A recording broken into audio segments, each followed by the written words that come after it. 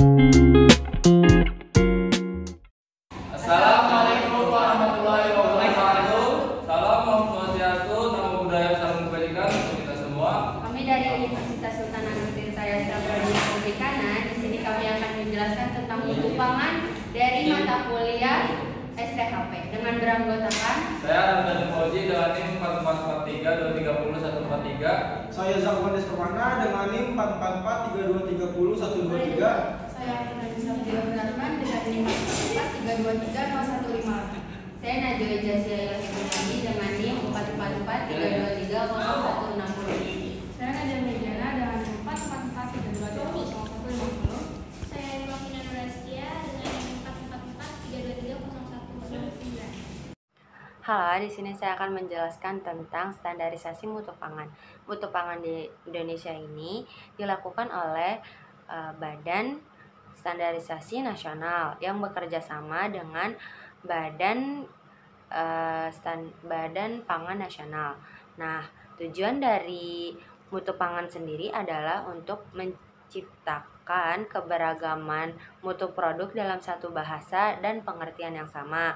Yang kedua adalah untuk mencapai mutu pangan dalam satu kelas yang sama dan juga untuk menjadi pedoman bagi produsen, konsumen, serta industri, menjadi acuan bagi konsumen dalam membeli produk, memperlancar transaksi dalam pemasaran, dan yang terakhir adalah menjadi acuan untuk perlindungan bagi konsumen itu sendiri. Nah, standarisasi mutu pangan ini sangat penting loh bagi perlindungan bagi konsumen itu sendiri, serta menjadi acuan kebertemaan produk pangan segar bagi di mata nasional maupun global. Halo guys, jadi di sini aku Nadia Mediana dengan NIM 44432300150 mau ngejelasin tentang pengertian mutu pangan. Jadi mutu pangan adalah tingkat keistimewaan, sifat, karakter, fungsi, ataupun ciri-ciri yang menunjukkan kesesuaian bahan atau produk untuk tujuan-tujuan yang dimaksudkan dan tergantung pada kaitan permasalahannya sejak bahan diterima. Terus mutu juga adalah karakteristik produk atau layanan yang memenuhi syarat yang ditetapkan atau sesuai dengan harapan dari konsumen. Jadi hal ini tuh mencerminkan bahwa mutu juga berkaitan dengan kepuasan konsumen. Lebih lanjut lagi tuh, konsep mutu dipandang sebagai suatu konsep di mana produk, layanan, proses yang ada telah memenuhi standar, bahkan bisa melebihi standar yang sudah diharapkan. Jadi konsep mutu itu berkaitan dengan tingkat keunggulan ataupun kualitas yang terkait dengan suatu hal. Nah, pengertian mutu ini tuh banyak bervariasi tergantung konteksnya, sejauh mana sih suatu hal tuh bisa memenuhi standar kelayakan yang telah ditetapkan gitu. Jadi segitu aja bisa saya jelaskan. Mohon maaf dan salah kata. Assalamualaikum. Sertifikat MD adalah sertifikat yang dikeluarkan oleh Badan Pengawas Obat dan Makanan atau BPOM di Indonesia yang untuk memastikan bahwa produk makanan yang diproduksi atau diimpor memenuhi standar keamanan dan kualitas yang sudah ditetapkan. Berikut langkah-langkah umum untuk mendapatkan sertifikat MD. Langkah pertama yaitu pastikan perusahaan terdaftar secara resmi dan memiliki nomor induk berusaha atau NIB dari OSS. Yang kedua itu persiapan dokumen seperti profil perusahaan, sertifikat produksi, dan lain-lain. Yang ketiga ada registrasi produksi. Yang keempat uji laboratorium. Yang kelima ada pengajuan ke BPOM. Yang keenam ada proses evaluasi dari BPOM. Yang ketujuh inspeksi lapangan, itu jika diperlukan. Yang kedelapan adalah penerbitan sertifikat. Assalamualaikum warahmatullahi wabarakatuh. Jadi saya di sini ingin menjelaskan mengenai surat keterangan pendaftaran atau SKP. SKP adalah dokumen yang dikeluarkan oleh Badan Pengawas Obat dan Makanan (BPOM). Nah, berikut adalah langkah-langkah untuk mendapatkan SKP dari BPOM. Langkah yang pertama ini pendaftaran perusahaan.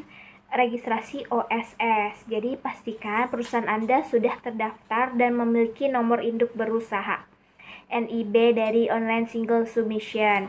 Lalu kita beri izin usaha, pastikan juga perusahaan memiliki izin usaha yang relevan seperti SIUP, surat izin usaha perdagangan, dan TDP. TDP ini tanda daftar perusahaan. Langkah yang kedua adalah pendaftaran di BPOM. Jadi buat akun dan lakukan registrasi perusahaan di portal iBPOM, lalu ajukan permohonan SKP dengan pilih layanan permohonan SKP di sistem iBPOM yang tadi. Lanjut langkah ketiga, ini persiapan dokumen. Nah, apa saja sih persiapan dokumen itu? Yang pertama ada dokumen legal perusahaan seperti akta pendirian perusahaan, NIB, SIUP, dan TDP. Lalu data dan informasi produk termasuk nama produk, komposisi, proses produksi, label produk, dan kemasannya. Nah, habis itu buat sertifikat analisis dengan hasil uji laboratorium dari laboratorium terakreditasi yang menunjukkan bahwa produk kita ini aman untuk dikonsumsi. Lalu langkah yang keempat ini mengadakan pengajuan dokumen. Unggah semua dokumen yang diperlukan ke portal iBPOM, lalu isi formulir pendaftaran produk secara lengkap dan akurat. Habis itu langkah yang kelima, pembayaran biaya registrasi. Nah, di BPOM ini akan menginformasikan biaya registrasi yang harus dibayarkan. Lakukan pembayaran sesuai dengan instruksi yang diberikan dan simpan bukti pembayarannya itu. Langkah yang keenam ini ada proses verifikasi BPOM. Verifikasi BPOM ini ada yang dokumen. Nah, nanti BPOM ini akan memeriksa kelengkapan dan keabsahan dokumen yang diajukan. Lalu ada evaluasi dari produk. BPOM juga mungkin melakukan evaluasi lebih lanjut terkait keamanan dan mutu produknya. Lalu ada inspeksi lapangan. Nah, BPOM dapat melakukan inspeksi ke fasilitas produk untuk memastikan kesesuaian dengan standar yang ditetapkan. Langkah yang terakhir ada penerbitan SKP.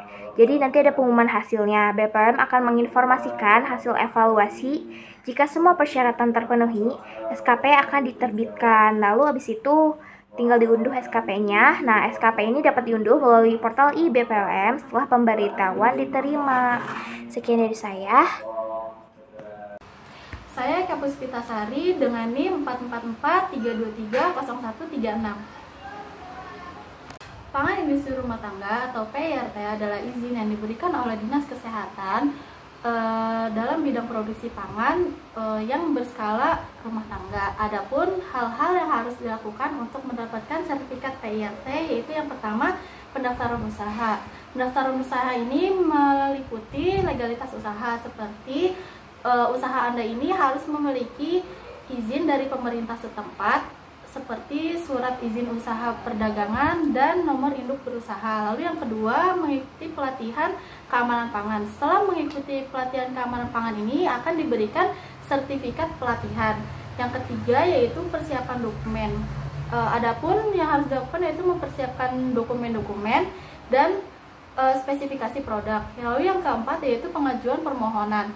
Adapun pengajuan permohonan ini meliputi kunjungi dinas kesehatan setempat yang nantinya juga akan melakukan pengisian formulir dan melampirkan beberapa dokumen yang diperlukan. Lalu yang kelima yaitu proses verifikasi dan inspeksi, meliputi verifikasi dokumen dan inspeksi lapangan. Lalu yang keenam yaitu penerbitan sertifikat PIRT, meliputi hasil inspeksi. Jadi jika hasil verifikasi dokumen dan inspeksi lapangan ini memenuhi syarat, Dinas Kesehatan akan menerbitkan sertifikat PIRT tersebut. Lalu yang kedua itu pengambilan sertifikat. Pengambilan sertifikat ini dapat dilakukan di kantor Dinas Kesehatan. Adapun tips tambahan mengenai sertifikat PIRT ini, yang pertama pemeliharaan standar. Setelah mendapatkan sertifikat PIRT, pastikan untuk menjaga standar produksi dan higienis dan aman. Lalu yang kedua, perpanjangan sertifikat. Karena sertifikat PIRT ini hanya berlaku sampai 5 tahun dan harus diperpanjang sebelum masa berlakunya habis. Lalu yang ketiga ini ada pembaruan regulasi. Selalu mengikuti perkembangan peraturan yang berlaku di bidang produksi untuk memastikan kepatuhan. Dengan mengikuti langkah-langkah tersebut, Anda akan memperoleh sertifikat PYRT yang memungkinkan untuk memproduksi dan menjual produk-produk pangan rumah tangga secara legal dan aman. Sertifikat halal merupakan dokumen yang menyatakan suatu produk memenuhi syarat ketentuan Islam dan juga terbebas dari bahan-bahan non-halal atau haram. Berikut langkah singkat untuk mendapatkan sertifikat halal. Yang pertama, mengajukan permohonan. Daftar ke lembaga sertifikat halal seperti MUI. Yang kedua, pemeriksaan dokumen. Kirimkan dokumen terkait bahan baku dan proses produksi. Yang ketiga, audit dan inspeksi. Lembaga sertifikasi memeriksa langsung ke lokasi produksi. Yang keempat, pengujian laboratorium. Produk diuji untuk memastikan tidak ada bahan-bahan non-halal atau haram. Yang kelima, penerbitan sertifikat. Jika lolos, sertifikat akan diterbitkan. Yang keenam, pemantauan berkala. Sertifikat harus diperbarui secara berkala dan perlu dilakukan audit rutin. Good Manufacturing Practice atau GMP merupakan standar yang memastikan produk diproduksi secara konsisten dan sesuai dengan standar kualitas. Berikut merupakan langkah-langkah untuk mendapatkan sertifikasi GMP. Yang pertama tuh ada persiapan awal dan komitmen manajemen. Yang kedua tuh ada pembentukan tim GMP. Yang ketiga ada pelatihan dan edukasi. Yang keempat, analisis kesenjangan. Kelima, pengembangan dan dokumentasi sistem. Yang keenam, implementasi sistem. Yang ketujuh, pemantauan dan pengukuran. Yang kesembilan, pemilihan lembaga sertifikasi. 10 ada audit sertifikasi. Dan yang terakhir, penerbitan sertifikat. HACCP atau Hazard Analysis and Critical Control Point merupakan suatu sistem jaminan mutu dengan prosedur kerja ilmiah, rasional, dan sistematis guna mengidentifikasi potensi bahaya sekaligus menetapkan prosedur pengendalian keamanan yang fokus pada aspek pencegahan. Berikut merupakan ringkasan langkah-langkah cara mendapatkan sertifikasi HACCP. Yang pertama, komitmen manajemen. Yang kedua, ada pelatihan dan pendidikan. Yang ketiga, pembentukan tim HACCP. Yang keempat, deskripsi produk. Kelima, penyusunan diagram alir proses produksi. Yang keenam, analisis bahaya dan identifikasi CCP. 7, penetapan batas kritis. 8, sistem pemantauan CCP. 9, tindakan korektif. 10, prosedur verifikasi. 11, dokumen dan pencatatan. 12, pengajuan untuk sertifikasi. Dan yang terakhir, penerbitan sertifikat. Jika audit berhasil dan semua persyaratan terpenuhi, lembaga sertifikasi akan menerbitkan sertifikat HACCP. Pastikan untuk memelihara sistem HACCP dengan baik dan siap untuk diaudit secara berkala sesuai dengan persyaratan lembaga sertifikasi. Sini saya akan sedikit menjelaskan cara mendapatkan sertifikat ISO. Cara mendapatkan sertifikat ISO adalah proses yang memerlukan perencanaan, implementasi, dan audit yang teliti. Berikut adalah langkah-langkah umum yang harus diikuti untuk mendapatkan sertifikat ISO. Yang pertama adalah persiapan dan perencanaan. Pastikan manajemen puncak berkomitmen penuh terhadap penerapan dan sertifikat ISO. Dan pelajari standar ISO yang relevan dengan perusahaan Anda. Yang kedua yaitu pelatihan dan pembentukan tim.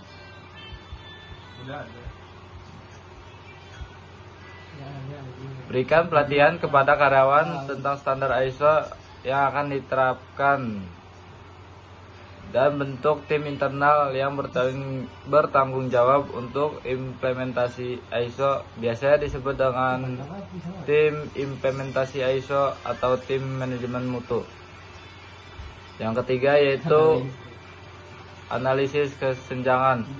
Lakukan analisis kesenjangan untuk menilai sejauh mana proses dan prosedur perusahaan Anda saat ini sesuai dengan persyaratan standar ISO. Pengembangan sistem manajemen.